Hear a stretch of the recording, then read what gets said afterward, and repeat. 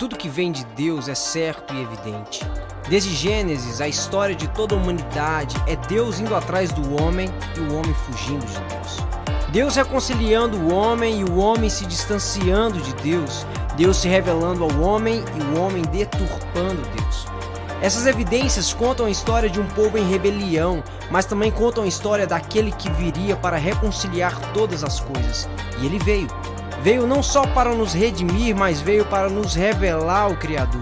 O próprio Deus encarnado, nos ensinando a caminhar em meio ao caos, sendo o sacrifício vivo que reorganizou todas as coisas. Diante disso, somos chamados a evidenciar esse sacrifício. Jesus disse que os verdadeiros discípulos estão no mundo, mas não são do mundo. Isso consiste em estar, mas não pertencer. Muitos são os pensamentos, doutrinas e ideologias, mas sabemos que só um caminho nos leva à vida eterna. Então, assim como o sal dá sabor e a luz ilumina, as evidências dos verdadeiros cristãos são claras. Elas apontam para alguém que é muito maior do que elas. Evidências da salvação.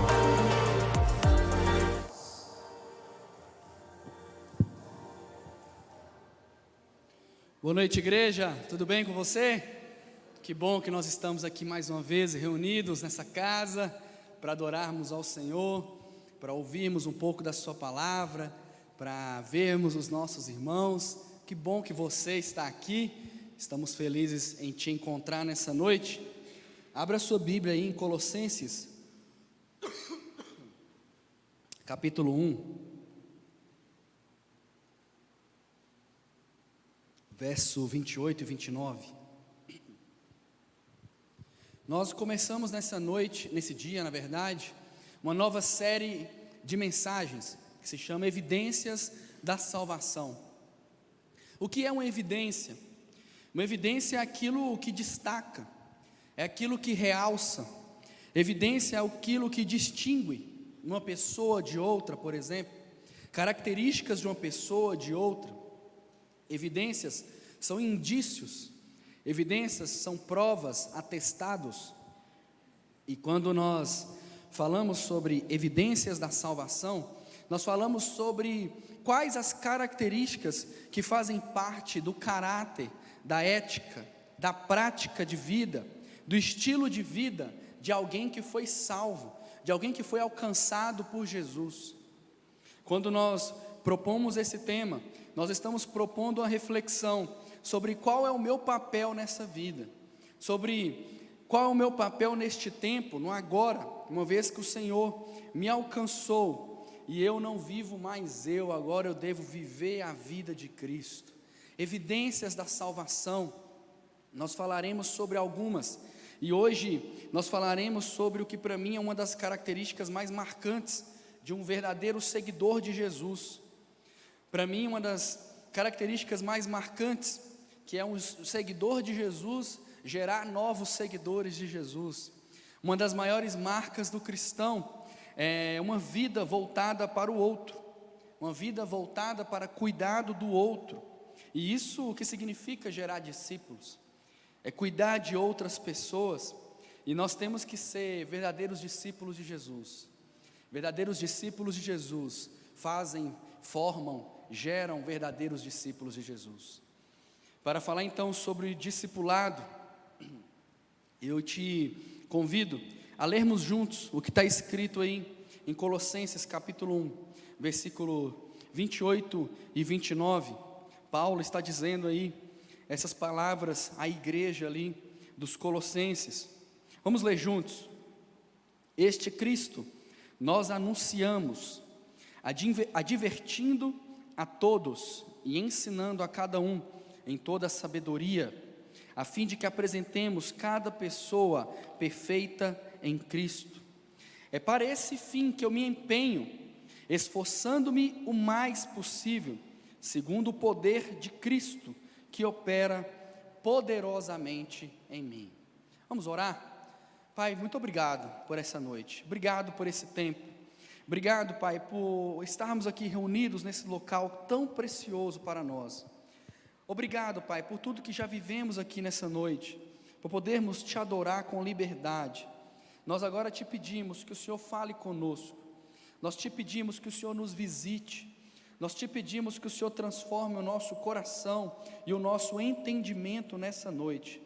Por favor, Senhor, fale conosco, por favor, Senhor, transforma a nossa forma de pensar, em nome de Jesus, é o que eu te peço, amém, amém. Paulo aqui nesse contexto, ele está olhando para as suas feridas, ele está olhando para o seu sofrimento, ele está refletindo sobre a sua missão, sobre o seu propósito de vida. Paulo está preso e com certeza já havia sido açoitado, com certeza já havia sido um objeto ali de zombaria, de desonra. Talvez ele esteja ali inabalável na sua fé, no seu coração, no seu amor a Cristo, mas com receios, com angústias do que poderia vir, ou do que poderia acontecer com ele. Paulo, talvez nesse momento de tanta angústia, pode ter passado talvez na mente dele os seus dias de glória, entre aspas, antes de conhecer a Cristo, onde ele era um cara pomposo, um cara reconhecido, um cara importante, um cara enviado pelo sumo sacerdote daquele tempo para perseguir os cristãos, para perseguir aqueles que seguiam a Jesus e prendê-los. Paulo talvez nesse momento de prisão tenha colocado em paralelo tudo o que ele viveu antes de Cristo versus tudo aquilo que ele viveu depois de Cristo. Talvez nesse momento de prisão, Paulo pensou e refletiu em tudo que ele viveu quando ele era um perseguidor da igreja versus tudo que ele estava vivendo sendo parte da igreja. E nesse momento de angústia, nesse momento de sofrimento, nesse momento de apreensão, Paulo chega a uma seguinte conclusão. E ao pensar na igreja de Colossos, ao pensar nos colossenses, naqueles irmãos, ele escreve o que está escrito no versículo 24 desse mesmo capítulo: agora eu me alegro nos meus sofrimentos por vocês. Eu me alegro nos meus sofrimentos por vocês. Paulo se alegra nos seus sofrimentos, não porque ele gosta de sofrer, mas ele se alegra porque ele consegue ver os frutos do seu trabalho, ele consegue ver o legado do seu trabalho. Paulo consegue enxergar que não viveu em vão. Um dos maiores questionamentos da humanidade de todos os tempos, talvez seja em relação à própria vida. O que é a vida? O que é viver de fato? E a palavra do Senhor, ela nos traz muitas respostas sobre o que é a vida, muitas respostas sobre o que de verdade é viver, e uma delas, a resposta é: não viver em vão. Viver de verdade, viver uma vida verdadeira, é não viver em vão, é cumprir a sua missão, é cumprir o propósito que o Senhor designou para você aqui nessa terra. Isso é não viver em vão. Paulo então se alegra, porque nesse momento difícil, ele pode pensar ali nos colossenses e ver que Cristo estava naquele povo. Eles evidenciavam quem o Senhor era. Paulo podia se alegrar por observar que a sua missão estava sendo cumprida. Aquilo que o Senhor o comissionou para fazer estava sendo cumprido. Por isso que ele, mesmo em aflição, mesmo em sofrimento, ele olha para aqueles irmãos, ele traz aqueles irmãos à sua mente e ele diz: Cristo em vocês, a esperança da glória. Mesmo em meio a aflições, mesmo sabendo que aquele era o princípio do seu fim, ele tinha esperança, pois ele estava vendo o seu trabalho ser cumprido. Glória a Deus por isso. E talvez você já está cansado de saber da história de Paulo, talvez você conheça até mais do que eu a história de Paulo, e nesse momento você está dizendo: Paulo, você é o cara, parabéns Paulo, troféu joinha, você é o cara, realmente você é incrível, realmente você é um ser humano excepcional, parabéns, Paulo. Mas aí eu tenho uma coisa para te dizer: o propósito que Paulo recebeu para ser cumprido no seu tempo é o mesmo que eu e você recebemos. A missão de Paulo naquele tempo é a mesma que Deus te deu para este tempo. Nós temos o mesmo comissionamento, nós temos a mesma missão, nós temos o mesmo propósito, nós temos o mesmo ministério que Paulo recebeu naquele tempo, e nós devemos cumprir nesse tempo. Mas se nós colocarmos numa comparação a nossa vida antes de Cristo com a nossa vida após Cristo, nós poderemos dizer as mesmas palavras de contentamento que Paulo diz? Nós poderemos dizer e poderemos nos alegrar da mesma forma que Paulo se alegrou, e nós poderíamos dizer nesse momento então, ao pensar nisso: eu me alegro por tudo que eu estou passando, porque eu estou cumprindo a minha missão, eu estou cumprindo o propósito que o Senhor colocou em minhas mãos para ser cumprido. Se eu descer aqui agora, com o microfone na mão, e ir de um em um assim, o que você responderia? Vamos testar para ver. Estou brincando, não precisa não. Mas o que você responderia? Você está cumprindo a sua missão? Mas Augusto, que missão é essa? Que propósito é esse? Do que você está falando? Então, se você quiser abrir Mateus 28, vou te falar qual que é a sua missão. Mateus capítulo 28, a partir do versículo 18 até o 20, Jesus, antes de subir aos céus, ele entrega uma missão para os discípulos. É o que nós chamamos de a grande comissão. A grande comissão. E está escrito assim: Jesus, aproximando-se, falou-lhes dizendo: toda a autoridade me foi dada no céu e na terra. Portanto, vão, façam discípulos de todas as nações, batizando-os em nome do Pai, do Filho e do Espírito Santo, ensinando-os a guardar todas as coisas que eu tenho ordenado a vocês, e eis que eu estou com vocês todos os dias até o fim dos tempos. Qual que é a nossa missão? Fazer discípulos. Mas tem mais. 2 Coríntios 5,18 está escrito assim: ora, tudo isso provém de Deus, que nos reconciliou consigo mesmo por meio de Cristo. Deus nos reconciliou consigo mesmo por meio de Cristo. Depois Ele pegou isso e nos deu o ministério da reconciliação. Toma, agora é sua vez de reconciliar outras pessoas a Deus por intermédio do que Cristo fez. Essa é nossa missão. Jesus comissiona os discípulos a fazerem discípulos. Você é discípulo de Jesus? Amém? Eu achei que tinha dado uma dúvida. Então você tem que fazer discípulo.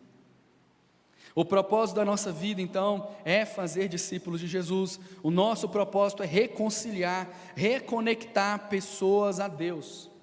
Agora sim, não importa muito onde nós faremos discípulos, porque nós temos que fazer por todo lugar que nós passarmos. Não importa também como nós faremos, no sentido de função, com qual função faremos discípulos, porque nós temos que fazer discípulos sendo pastores, sendo líderes de célula, ou sendo um médico, sendo um advogado.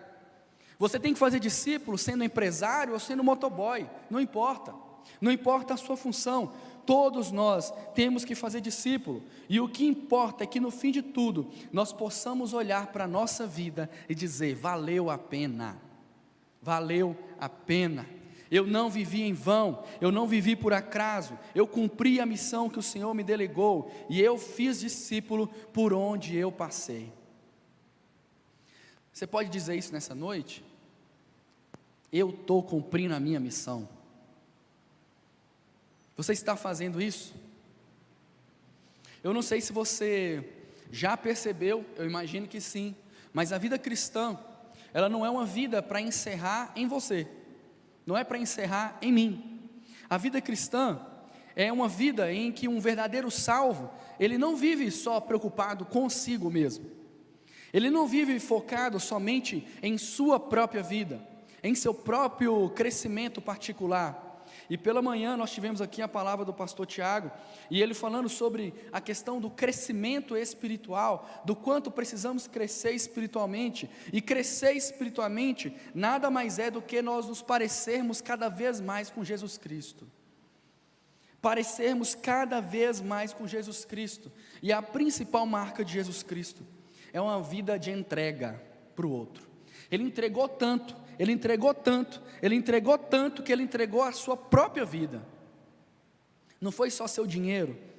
Tem um texto na Bíblia que fala que ele se esvaziou da sua glória, veio para aqui como homem, e aí eu continuo, ele se esvaziou também como homem, porque ele entregou toda a sua vida.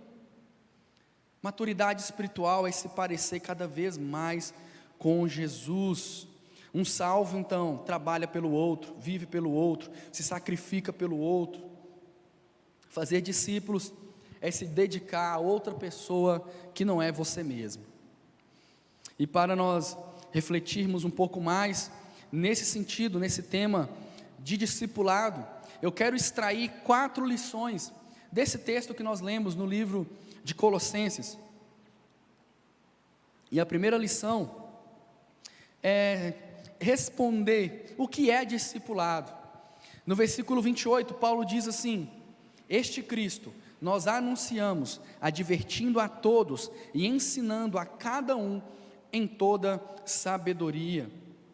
Jesus, na grande comissão de Mateus 28, que nós lemos aqui, ele não disse para nós evangelizarmos somente. Ele não disse para a gente apenas falar.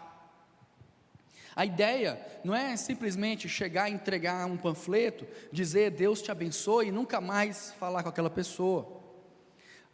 A estratégia do panfleto é muito boa, ela funciona, eu gosto. Mas o que eu quero dizer aqui é o que Jesus realmente está nos dizendo, é que nós temos que gerar, formar discípulos. Não é simplesmente falar, mas é se dedicar um pouco mais. Para isso é necessário muito mais investimento, é necessário muito mais tempo, é necessário muito mais esforço. Nesse texto que nós lemos, Paulo fala que ele anunciava a todas as pessoas, fala que ele comunicava publicamente quem era Cristo, fala que ele tornava público o seu evangelho, falando para o maior número de pessoas possível. Fala também que ele advertia a todos, repreendia, exortava, orientava, mas diz que ele ensinava a cada um a um, e isto é discipulado. É a dedicação de sair um pouco da multidão e ir para um círculo mais íntimo, para se empenhar a ensinar a uma pessoa de cada vez, caminhar junto de uma pessoa de cada vez. E dentro disso, nós podemos entender o que é então ensinar. Ensinar é educar, é preparar. Ensinar é orientar, é apontar o caminho, é aconselhar. E para isso nós precisamos de dedicação. Ensinar não tem a ver com transferência de conhecimento somente. Ensinar é se dedicar. O pastor Hernandes Dias Lopes diz que a palavra que Paulo usa nesse texto, no original, para ensinar, ele está querendo dizer de uma palavra no sentido pastoral. É ensinar no sentido de cuidado pastoral, um cuidado que os cristãos devem possuir uns pelos outros. É sobre um comprometimento mútuo com os irmãos espirituais. O que Jesus nos ordena, e Paulo tem demonstrado aqui nesse texto que ele está cumprindo, é que não basta somente falar, não basta somente advertir, é necessário estar perto o suficiente para apontar o caminho. Anunciar uma coisa, ensinar e a pessoa aprender e aplicar na sua vida é outra coisa. O ensinar que nós estamos falando de um discipulado é como um pai ensinando e educando uma criança pequena.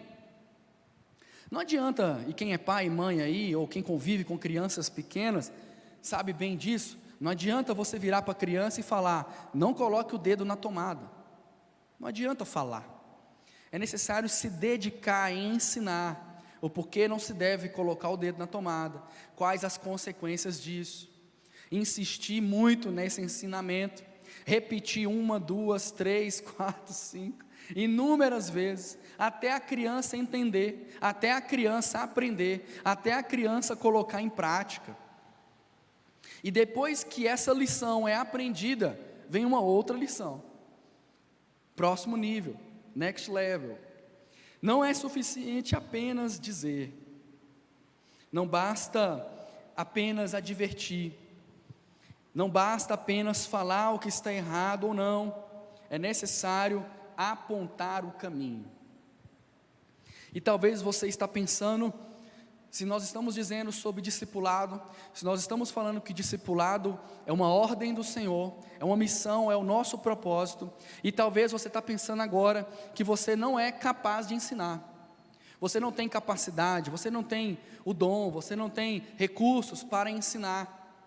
E eu aprendi algo muito importante com o Juan, que ele disse o seguinte uma vez num podcast: a partir do momento que você dê um passo, você já está apto a ensinar alguém a dar um passo.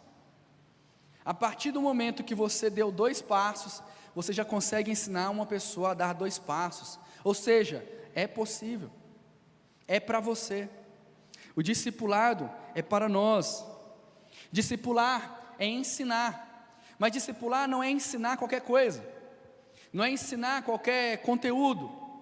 Paulo anunciava sobre Cristo, ele na verdade ensinava sobre Cristo, sobre como viver como Ele, como amar como Jesus amou, como perdoar como Jesus perdoou, como orar, como servir, como viver assim como Cristo viveu. Então, o conteúdo e o comportamento a ser aprendido dentro do discipulado é a vida de Jesus. Não é sobre mim, não é sobre as minhas vontades, não é sobre você, sobre as suas vontades, não é sobre o que eu quero que o discípulo aprenda, ou que o discípulo faça, é sobre o que o Espírito Santo quer tratar na vida dessa pessoa. Não é sobre dominar e controlar a vida da pessoa, é sobre apresentar a Cristo e ensinar a obedecer a Cristo.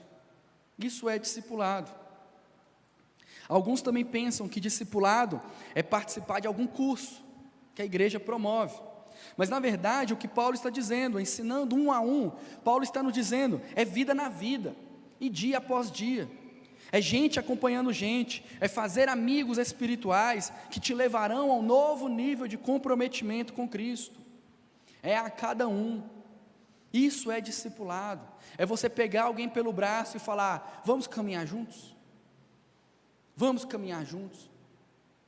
O pastor Tiago também disse hoje pela manhã algo impressionante, que os pesquisadores entendem que a prática do discipulado no Brasil talvez foi abandonada há mais de 80 anos.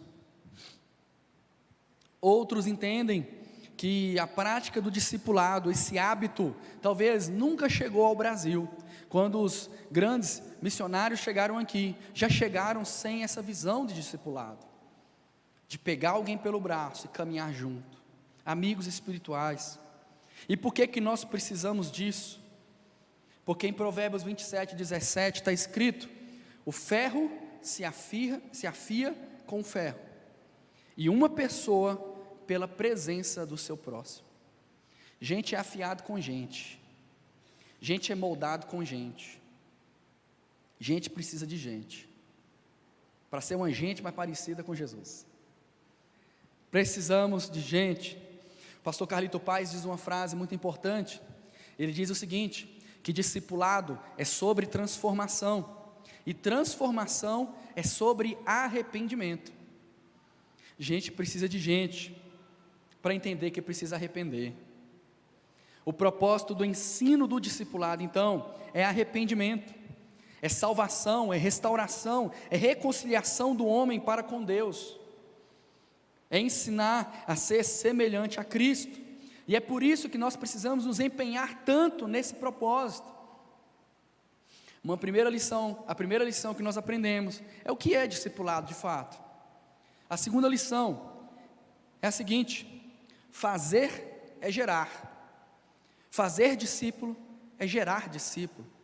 E no versículo 28, acompanha comigo aí, Paulo também diz o seguinte: a fim de que apresentemos cada pessoa perfeita em Cristo.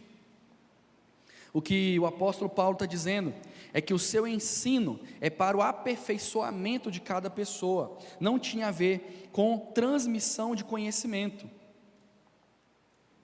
Não é algo frio, intelectual, mas tem a ver com transformação de vida. E para isso é necessário muita dedicação, muita entrega.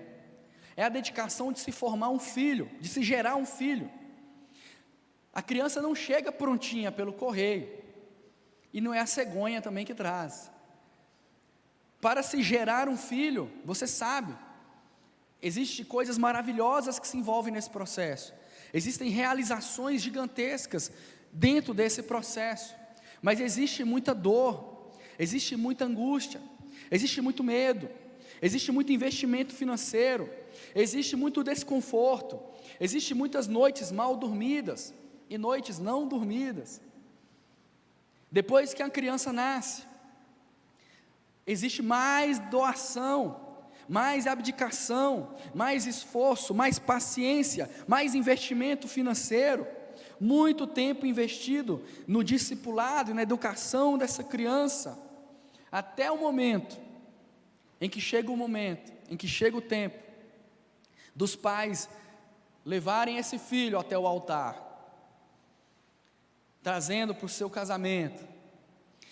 E é como se esse momento fosse aquele momento dos pais dizerem assim: esta é a obra da minha vida, eu me dediquei para esse momento, eu me entreguei para esse momento, eu formei meu filho para este momento. Todo o processo foi doloroso, foi desgastante, mas agora é a hora que os pais vão olhar e vão dizer: eu me alegro em meus sofrimentos por este meu filho. Valeu a pena cada dia, valeu a pena cada sacrifício, valeu a pena toda dor, todo medo que foi enfrentado. E eu tenho certeza que você que está aqui, que é pai e mãe, você não se arrepende de nenhum sacrifício que você fez pelos seus filhos. Então você entende o que eu estou falando. Mas para nós conseguirmos fazer a mesma coisa por outra pessoa, nós precisamos entender que nós estamos em família. A igreja é uma família, a igreja é a família de Cristo. Eu preciso entender que nós estamos entre irmãos, e dentre esses irmãos existem filhos espirituais que o Senhor quer colocar debaixo dos seus cuidados, debaixo dos meus cuidados, e Ele quer nos usar para ser uma bênção na vida desses filhos.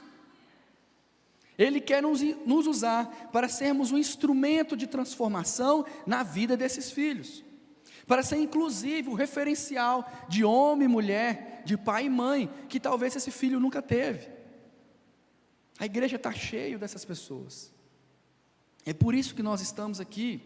Mas se nós não tivermos essa consciência de que fazer discípulos é gerar o discípulo como um filho, nós não nos dedicaremos a ninguém. Somente com essa consciência de família nós faremos isso. E portanto um dia poderemos dizer, igual Paulo disse à igreja de Éfeso, lá em Atos 20, 31, portanto vigiem, lembrando que durante 3 anos, noite e dia, eu não cessei de admoestar com lágrimas cada um de vocês.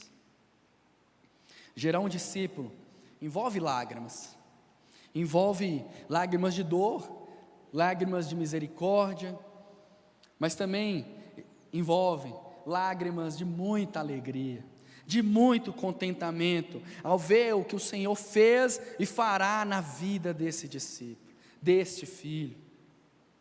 Nós tivemos um batismo incrível nessa quarta-feira, e nós vimos o videozinho aqui, mas você que estava lá, você com certeza viu o quanto que a equipe ministerial da igreja estava vibrando, estava chorando, estava se alegrando, o quanto as famílias estavam se alegrando, vibrando por cada vida que estava descendo as águas.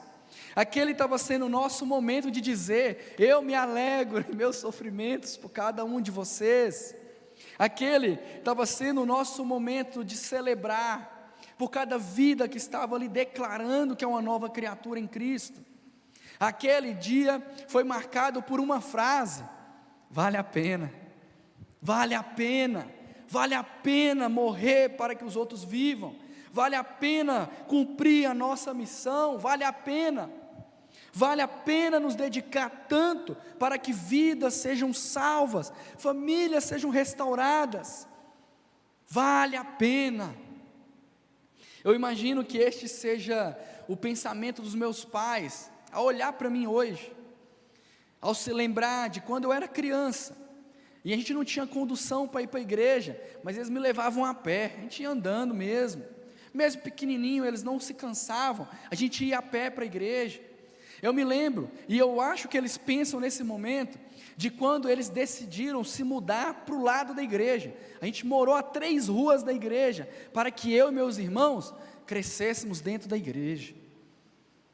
Teve uma fase da minha vida que eu passava mais tempo na igreja do que eu passo hoje, que eu trabalho na igreja.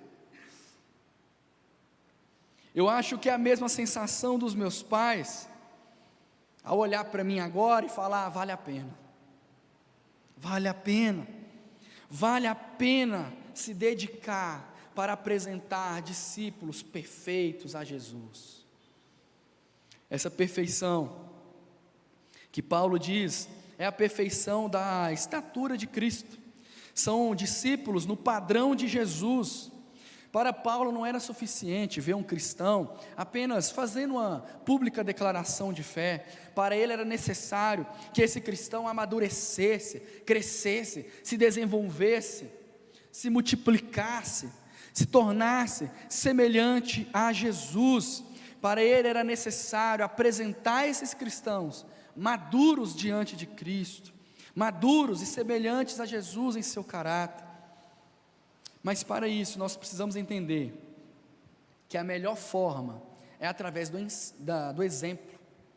A melhor forma de ensino, assim como para com o filho, é através do exemplo.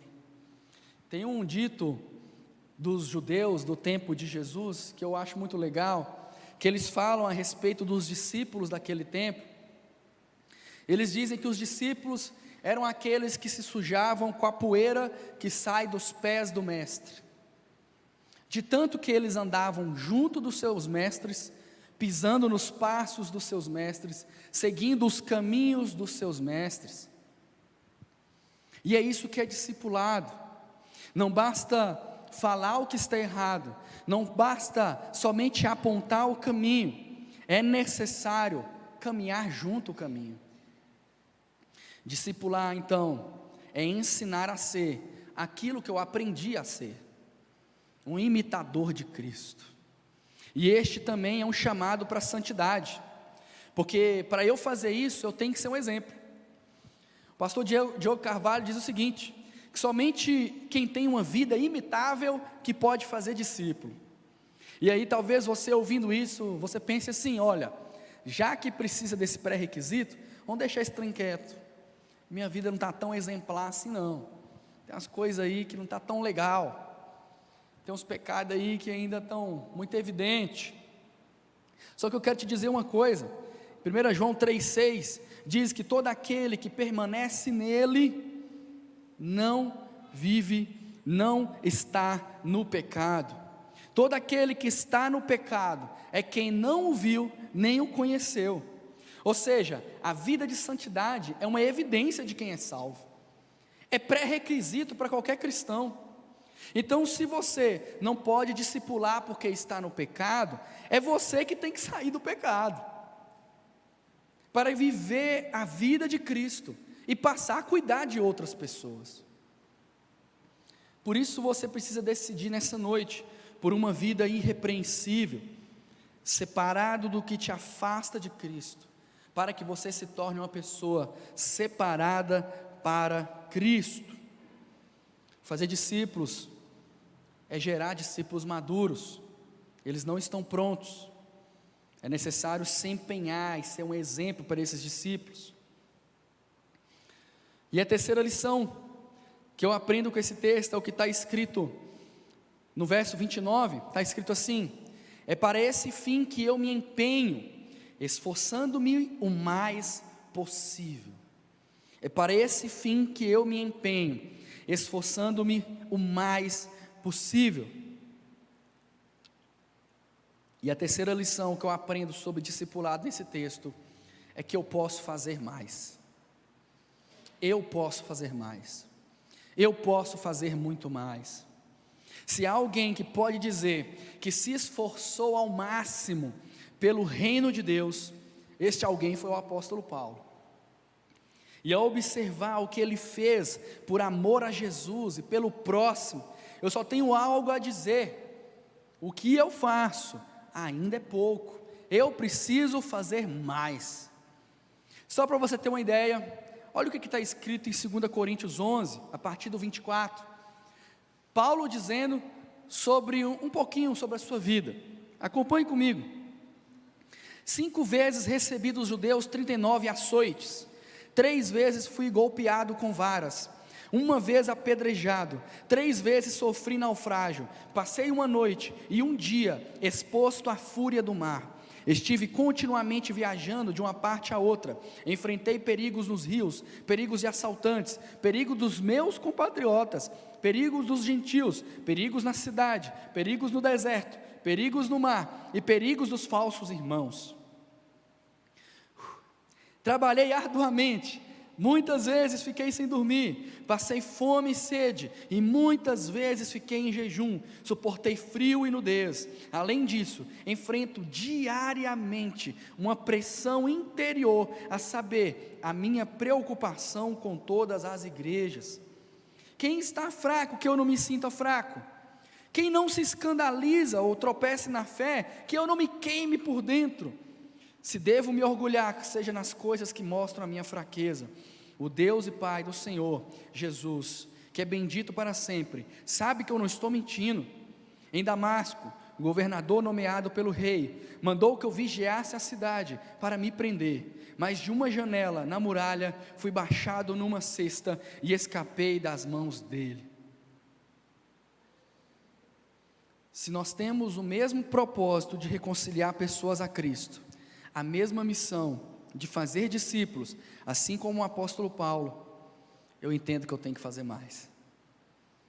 Eu entendo que eu não fiz nada ainda. Eu entendo que eu não passei por nada ainda. Eu entendo que eu não estou passando por nenhuma dificuldade ainda. Eu entendo que eu preciso me esforçar mais. Eu entendo que eu tenho que fazer um grande esforço, um grande sacrifício por amor a Cristo e pelas pessoas que Cristo ama, pelas pessoas que Jesus quer transformar, pelas pessoas que Jesus quer restaurar. 1 João 3,16, e é muito interessante porque João 3,16 fala muito do amor de Cristo, e 1 João 3,16 diz: nisto conhecemos o amor, que Deus deu a sua vida por nós, portanto, também nós temos que dar as nossas vidas, a nossa vida pelos nossos irmãos. 1 João 3,16 fala agora do amor que nós precisamos desempenhar pelos nossos irmãos, e é assim que nós reconheceremos o amor, é assim que nós revelaremos o amor de Cristo. Mas talvez você pense assim: mas Augusto, eu sou muito atarefado, minha semana é muito corrida, eu tenho muita coisa para fazer, eu ajudo até de outras formas, eu sirvo na igreja de outras maneiras, mas eu não posso cuidar de pessoas, não dá tempo eu cuidar de discípulos, não dá tempo eu mexer com esse negócio não. Eu gostaria que você então pensasse em qual é o valor de uma vida. Porque se discipular é cuidar de pessoas, é ser um instrumento de Deus para que pessoas sejam restauradas, qual que é o valor de uma vida? Quanto vale uma pessoa? Quanto vale uma vida? Como então nós podemos medir os grandes efeitos gerados a partir de uma vida que foi salva? Como medir os efeitos gerados a partir de uma vida que foi restaurada? Eu acho que você vai concordar comigo que não tem resposta para essas perguntas. Primeiro, porque não tem como medir o valor de uma vida que o próprio Deus entregou a sua para que ela fosse salva. Segundo, porque uma vida transformada pode influenciar e transformar gerações, gerações e gerações. Não tem como medir os efeitos. Não tem como medir os efeitos. No batismo do Dia da Família, foi muito marcante, por isso nós estamos falando disso aqui muito. Mas teve outra coisa que me marcou, foi quando o Juan batizou um adolescente. E ele falou: gente, imagina o que esse adolescente vai viver a partir de hoje. Imagina o que ele vai viver durante a sua vida. Sendo que agora, com provavelmente uns 11 anos de idade, ele está declarando que Jesus é o Senhor da vida dele. Imagine o que ele vai viver. Imagine como será a sua vida. Imagine do que esse adolescente será livrado. Imagine os grandes feitos e as boas obras que esse adolescente poderá fazer. E nesse momento eu lembrei de mim, porque eu fui batizado mais ou menos com aquela idade.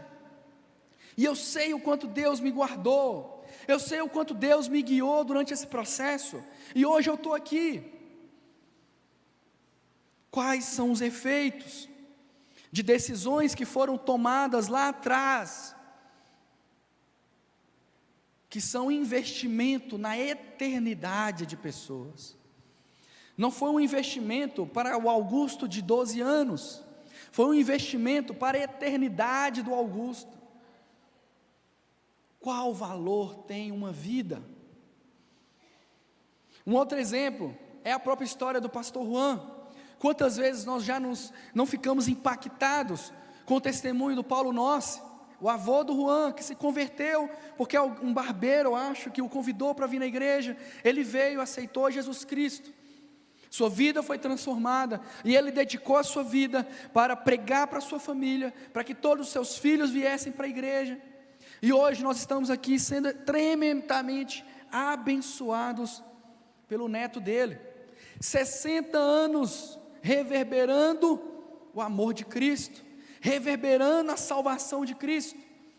Como medir os efeitos daquela vida que foi salva? Hoje você está sendo abençoado, está sendo direcionado em sua vida, porque lá atrás alguém decidiu por Jesus Cristo, alguém discipulou essa pessoa que decidiu. Então, se a missão de fazer discípulos é uma ordem para as nossas vidas, ela é prioridade máxima. É a prioridade máxima da nossa vida, cuidar de pessoas, prepará-las para viver o melhor que Deus tem para elas. Essa é a nossa prioridade. E sabe o que é o mais interessante? Jesus também nunca fez discípulo nas horas vagas. Jesus, na verdade, ele tinha uma vida de discipulado. Ele vivia o discipulando. Era um estilo de vida.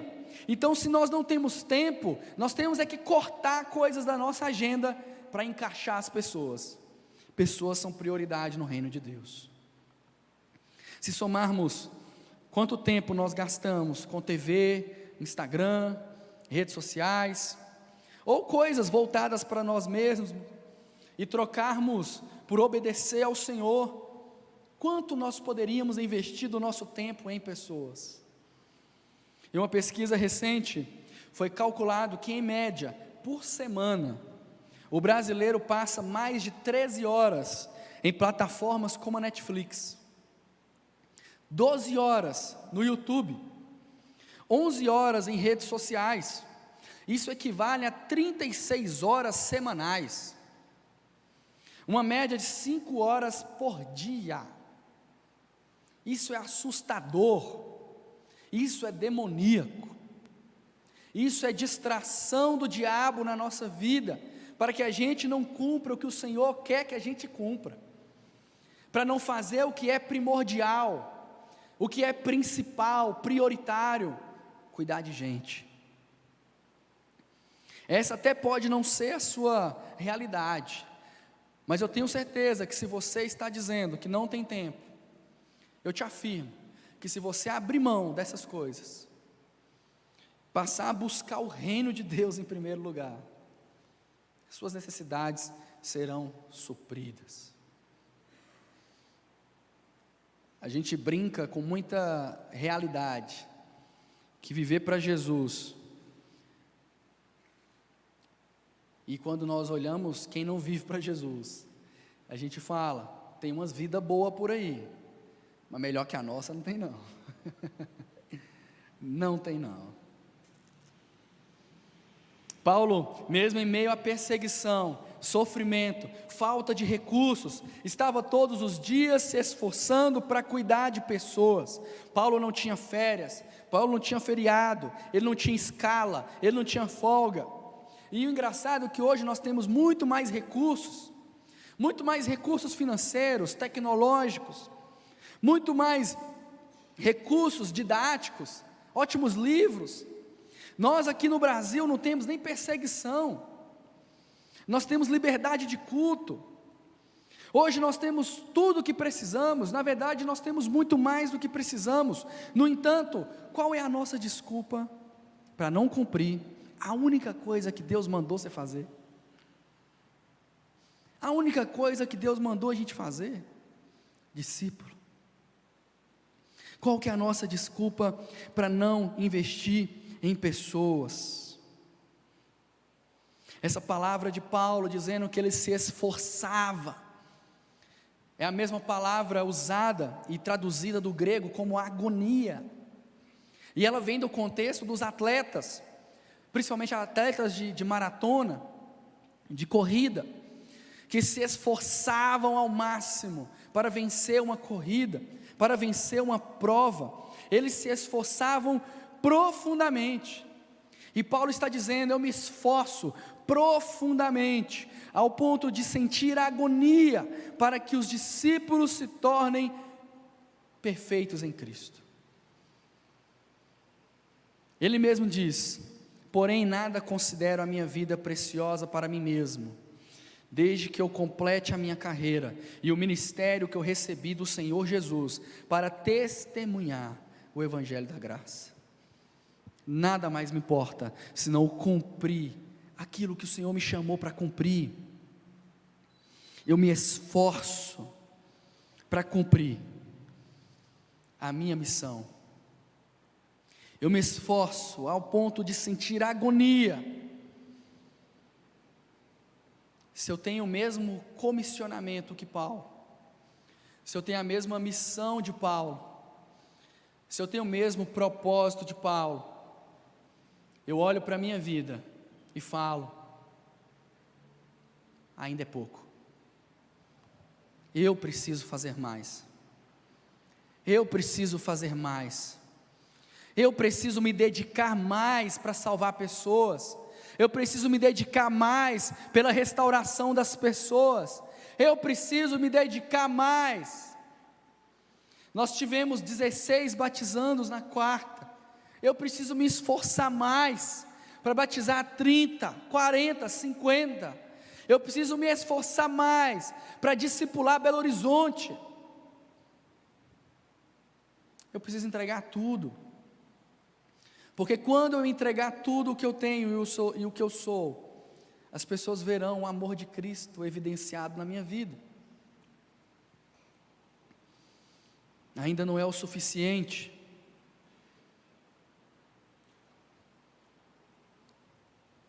Em 1945, durante a Segunda Guerra Mundial, os Estados Unidos estão para invadir o Japão, na cidade de Okinawa.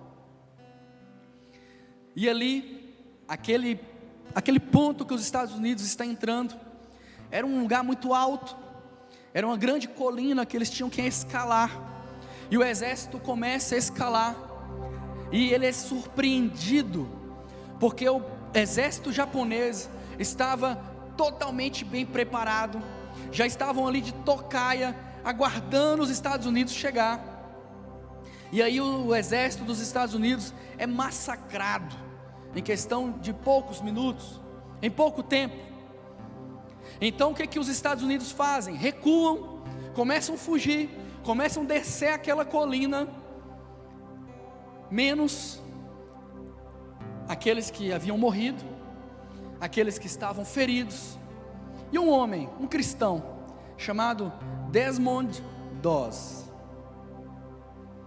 Esse homem era um médico, e ele naquela crise, naquele momento, ele toma uma decisão, e ele começa a salvar algumas pessoas, ele começa a resgatar alguns soldados, bomba, tudo acontecendo, tudo de mal a pior, o exército recuou, e aquele homem decide permanecer ali, ele decide insistir, para que aqueles que ficaram ali em cima não morressem.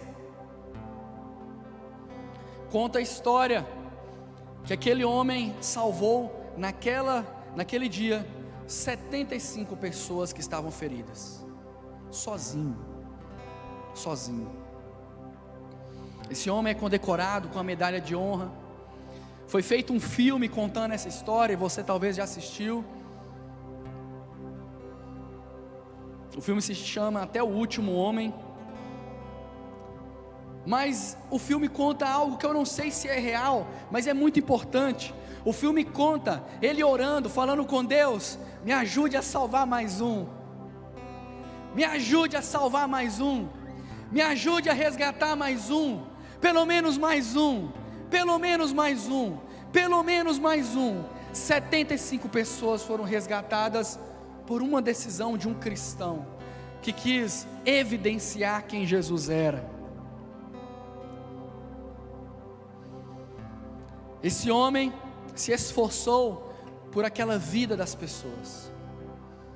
O quanto nós estamos nos esforçando pela eternidade das pessoas é muito maior do que essa vida terrena.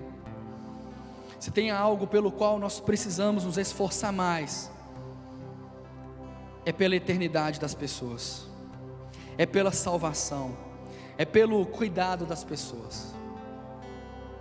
Eu preciso fazer mais, eu preciso cumprir o meu chamado, cumprir a minha missão de discipular, cuidar de gente, agarrar pelo braço e falar assim: vamos caminhar junto, vamos caminhar junto.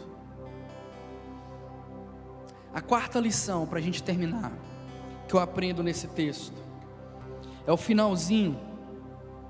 O versículo 29 diz assim: é para esse fim que eu me empenho, esforçando-me o mais possível. E aí vem a quarta lição: segundo o poder de Cristo, que opera poderosamente em mim. A quarta lição é que eu não estou só. Eu não estou só, e não é por minha força. Nós vimos isso na grande comissão, no finalzinho. Jesus diz: eis que eu estou com vocês até o fim dos dias, até o último dia. Paulo diz: eu faço tudo isso pelo poder de Deus que opera em mim.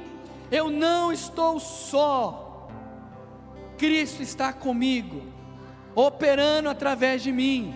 Por isso você não precisa temer, por isso você não precisa ter medo, por isso você não precisa ter constrangimento. É por isso que diante da grande comissão do Senhor, e ao observarmos a missão, e observarmos a nossa vida, nós precisamos abrir mão daquilo que está na nossa vida, para cumprir a nossa missão, para cumprir o nosso propósito. Nós podemos atuar com ousadia, porque o Senhor está conosco, e além dele estar conosco, conforme está escrito em Apocalipse 7:9, o Senhor garante o resultado. O Senhor garante o resultado, porque em Apocalipse está escrito que João viu uma grande multidão de vestes brancas, lá no céu, louvando ao Senhor, adorando ao Senhor. Essa grande multidão que está lá no céu, e dentre essa grande multidão estará aqueles que você cuidou, aqueles que você pastoreou, aqueles que você se dedicou, aqueles que você pediu ao Senhor: Senhor, me dá força para salvar pelo menos mais um,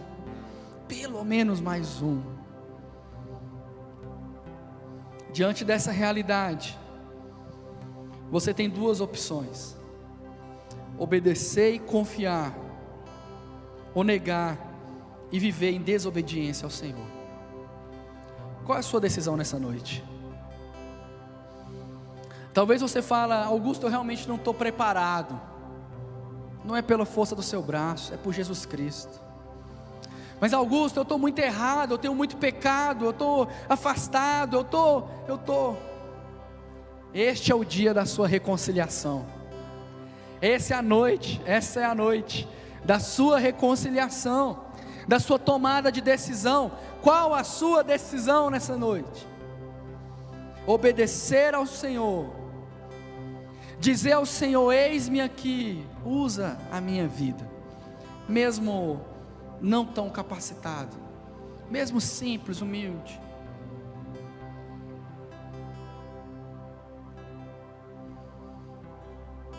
O pastor Juan disse de manhã que no batismo nós tínhamos ali muitos improváveis se batizando, muitos impossíveis, que a gente olha e fala: é impossível, é impossível. Ali também nós tínhamos muitos improváveis e impossíveis, batizando outros improváveis e impossíveis, discipulando outros improváveis e impossíveis, porque não tem a ver com a gente, tem a ver com Jesus, tem a ver com o que o Senhor quer fazer na sua vida, tem a ver com o que o Senhor quer fazer através da sua vida.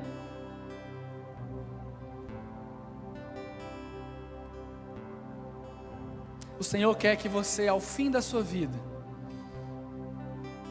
olhe para a sua família,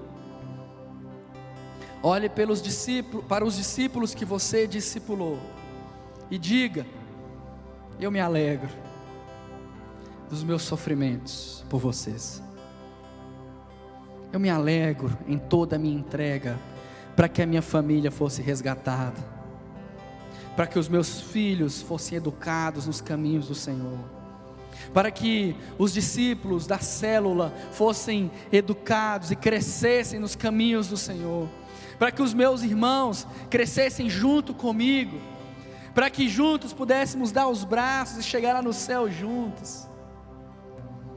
Qual a sua decisão nessa noite?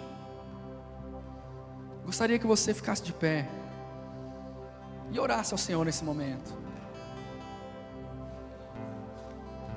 que você fechasse os seus olhos para que você não se distraia, e que você tomasse uma decisão. O culto é para a gente tomar decisão, a pregação não é só para nos agradar, não é esse o propósito. A pregação é para que a gente tome decisões, e que a gente saia daqui com essas decisões tomadas, e que a gente coloque em prática essas decisões que nós tomamos aqui. Qual decisão você vai tomar? Você quer nessa noite chegar para mais perto de Deus, se reconciliar com Ele? Ou você que já está aqui, já está perto, quer decidir se colocar como um instrumento nas mãos do Senhor? Qual a sua decisão?